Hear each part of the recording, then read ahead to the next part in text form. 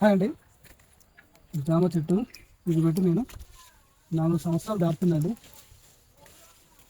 అందుకని కాకపోతే ఇవి మంచి స్వీట్ అనేది దూరంగా ఉన్నప్పుడు ఉంటాయి. ఇప్పుడు ఈ విధంగా పండు మగ్గితే తర్వాత మాత్రం స్వీట్ అనేది ఉండకపోవచ్చు.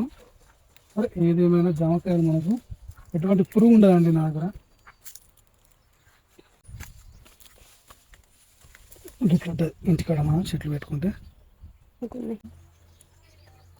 తెల్ల జామకాయలు.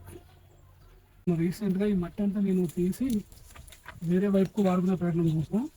దీనికి అసలు కింద సపోర్ట్ లేదు.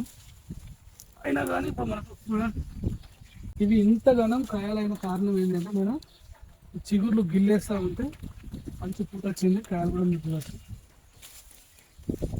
ఓకే ఓకే అండి. ఇంకా చాలా ఉన్నాయి కానీ నేను సాయంత్రం మళ్ళీ ఇది తెంపే ప్రయత్నం చేస్తా. ప్లీజ్ సపోర్ట్ చేయండి, సబ్స్క్రైబ్ చేయండి. Thank you.